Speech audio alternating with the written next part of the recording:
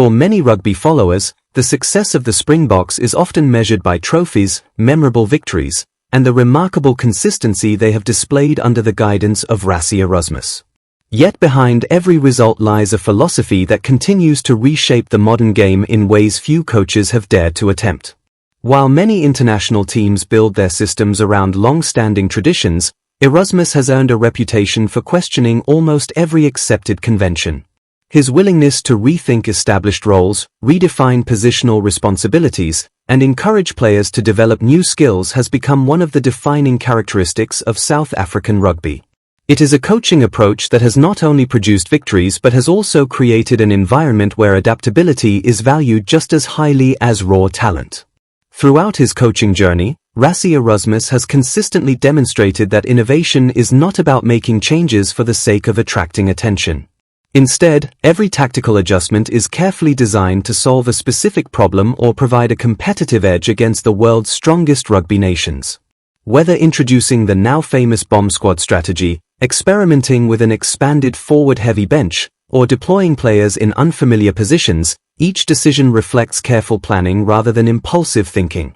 These bold choices have gradually changed how opponents prepare for South Africa, forcing rival coaches to consider possibilities that previously seemed unlikely. As preparations continue for another demanding international campaign, Erasmus has once again sparked discussion across the rugby world, this time with his distinctive interpretation of the number 8 position.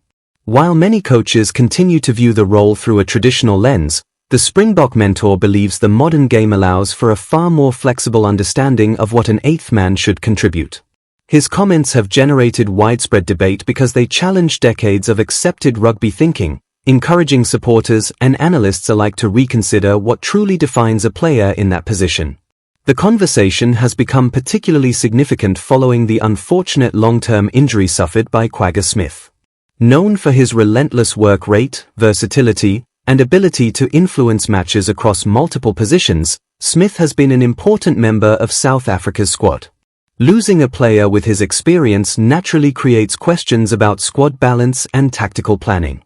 However, if there is one coach who rarely views setbacks as obstacles, it is Rassie Erasmus.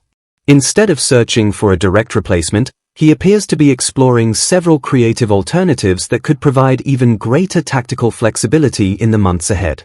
The established first-choice number 8 remains Jasper Wiese, whose powerful carrying ability, physical presence, and defensive intensity have made him one of the most reliable loose forwards in international rugby. When fit and available, Wiese brings a level of aggression and consistency that perfectly complements South Africa's forward-oriented style. His performances have repeatedly demonstrated why he continues to occupy such an important role within the Springbok setup. Yet modern international rugby rarely allows teams to rely on a single specialist, particularly during long tournaments where injuries, player management, and tactical adjustments become increasingly important.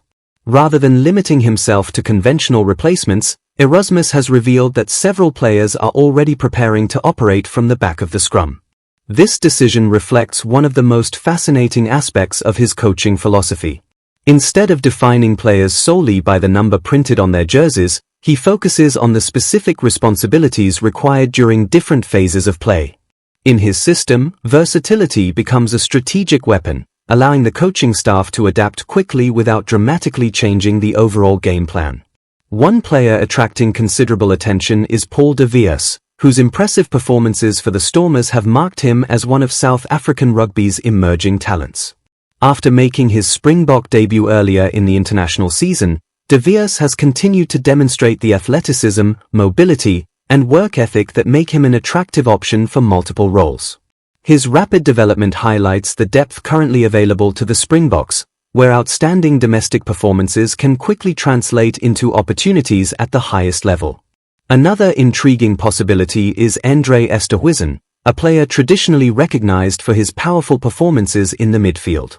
Seeing an experienced centre preparing for duties at number 8 may surprise many observers, yet those familiar with the Springbok environment understand that positional flexibility has become a hallmark of the squad.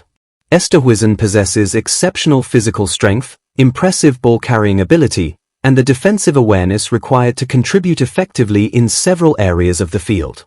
His previous experience operating as a flank demonstrates that the coaching staff already trusts his ability to adapt beyond his primary position. The list of potential candidates extends even further. Marco van Staden, admired for his relentless defensive work and commitment around the breakdown, has already shown remarkable versatility by appearing at hooker when circumstances required. Such adaptability perfectly reflects the culture Erasmus continues to build within the national squad. Rather than viewing positional changes as unusual, players are encouraged to embrace new responsibilities whenever they strengthen the collective performance of the team. Alongside van Staden, exciting loose forwards such as Hanekom and Elrigh Louw remain firmly within the conversation. Both players have developed reputations for their athleticism, physicality, and ability to influence games in open play. Their inclusion among the possible number 8 options illustrates the impressive depth available to South African rugby and reinforces the coaching staff's belief that modern forwards should possess a wide-ranging skill set instead of specializing in only one narrowly defined role. Perhaps the most revealing insight came when Rassie Erasmus explained his interpretation of the position itself.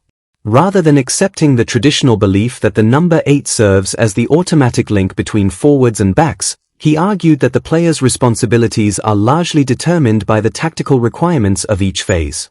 According to his philosophy, the only moment a player truly functions specifically as a number 8 is during the scrum. Once play continues into lineouts, restarts, defensive structures, or attacking sequences, positioning depends entirely on the team's strategic objectives rather than conventional numbering. This perspective represents a significant departure from long-established rugby thinking. For generations, players were taught that each jersey number carried a clearly defined identity. However, under Erasmus, those distinctions become increasingly fluid. If two athletic flankers provide enough line-out options, the number 8 no longer needs to fulfill that responsibility. If another player offers greater value in the backline during a particular attacking pattern, adjustments can be made accordingly. Every decision is based on maximizing collective efficiency rather than preserving traditional positional expectations. His comments also highlighted how the Springboks have already moved beyond conventional positional definitions elsewhere in the team. Captain Siya Kolisi, despite wearing the number 6 jersey, performs responsibilities that differ from the historical South African interpretation of an open-side flank. Likewise, the number 7 role within the Springbok system is often occupied by a taller player capable of contributing consistently in the lineout.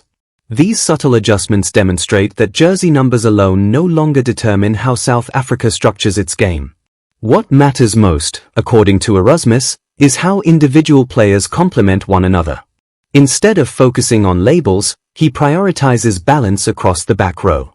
If the combination of number 6, number 7, and number 8 creates the desired blend of physicality, mobility, defensive intensity, aerial ability, and attacking support, then the exact traditional responsibilities attached to each position become far less important.